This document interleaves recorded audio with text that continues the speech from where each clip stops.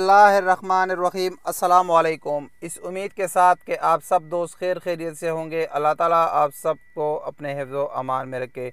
ये वीडियो उन दोस्तों के लिए बहुत ज़रूरी है जिनके पास कर्फ्यू का परमिट मौजूद है और वो अपना काम जारी रखते हैं कर्फ्यू के दौरान भी। जैसा कि आप सब दोस्त जानते हैं कि सऊदी अरब में इस वक्त कर्फ्यू लग चुकी है, जिसके काफ़ी दिन हो गए। इस कर्फ्यू का नफाज कुछ इलाकों में 24 आवर है और कुछ इलाकों में दोपहर 3 से लेकर सुबह 6 बजे तक का है।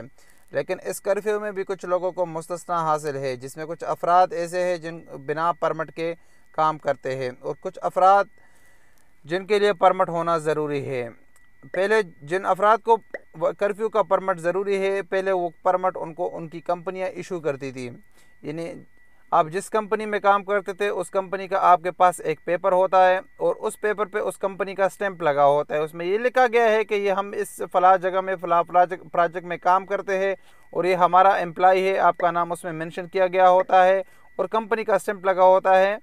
तो आपको कहीं पर आपको चेक पोस्ट पर रोक लेते हैं तो आप वही पेपर दिखा के आपको वो लोग छोड़ देते हैं। अदरवाइज़ उसकी 10,000 रियाल जुर्माना होता है अगर आपके पास वो पेपर मौजूद ना हो।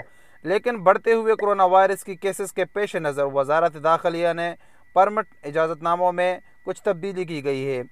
पहले अगर आप किसी प्राइवेट इदारे में काम करते थे तो वही प्राइवेट इदारा आपको परमिट इशू करता था, लेकिन अब नए कानून के तहत जिसका इतलाक़ पीर के दिन से यानी मंडे से स्टार्ट होगा, यानी कल के दिन से उसका इतलाक़ स्टार्ट हो जाएगा 13 अप्रैल से, जिसमें कहा गया है कि जो बंदा सरकारी इदारे में काम करता है तो उसके परमिट पर वज़ारत दाखिलिया का स्टैंप होना ज़रूरी है।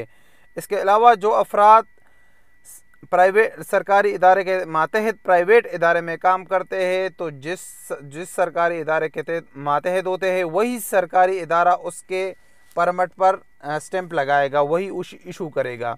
यानी मसलन आप किसी हॉस्पिटल के मेंटेनेंस कंपनी में काम करते हैं तो आपको MOH का पेपर होना ज़रूरी है। MOH आपको परमिट इशू करेगा। उस परमिट में टाइमिंग वगैरह भी लिखा होगा कि ये बंदा इतने बजे से इतने बजे तक का काम करेगा, ये उसमें ज़रूरी है।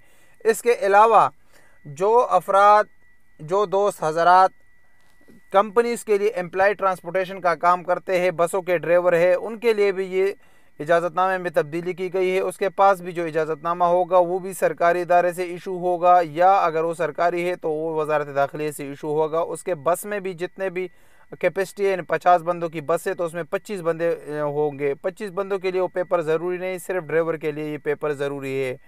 इसका इतलाक़ कल 13 अप्रैल से शुरू होगा और ये सबसे पहले स्टार्टिंग में ये रियाज़ में इसका इम्प्लीमेंटेशन होगा, उसके बाद दूसरे इलाकों में इसका इम्प्लीमेंटेशन होगा।